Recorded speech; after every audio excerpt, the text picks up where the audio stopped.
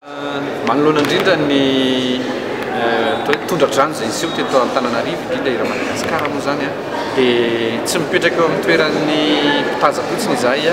fa tena nahatsiaro hoe nikava mahatratra tokoa ary miaina mahatsiaro mahita ny fahoriana sy ny fijalian'ireo traboy.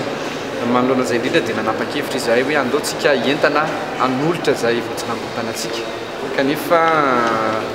inona koa moa maratsy raha toka hanentana ihany koa tsika ny malagasy miaraka amintsika mba hanolotra izay azony atao ho an'ireo havana trabony satria vohikava mahatratra. Dia natao ny dingana voalohany niaraka tamin'ireo orinasa izay efa mpiara-miasa tamin'ny skoly digital.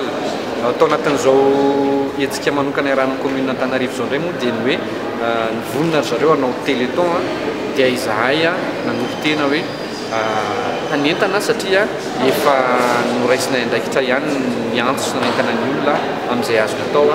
dia ny fanometanana izay hanatotosany io eto Antananarivo renivohitra. Malagasy rehetra angamba dia partenaire-nay avokoa fa ao anatin'ny atao hoe fanampiana malagasy mpiray-tanindrazana izahay dia mamory tanana ho an'izay rehetra afaka miara-miasa tsy ho eto Antananarivo ihany fa na ny amin'ny faritra ivelany Antananarivo azy dia tsy mpanao asa soa kanefa mba miezaka mitondra ny anjara toerika arak'izay azo atao. Ho an'ny fiara-miasa amin'ny Antananarivo renivohitra moa zany ankoatran'ny téléthon ity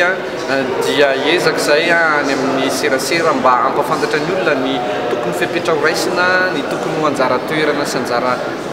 andraikitra mba hisorohana ihany koa ny voina toy izao, izany hoe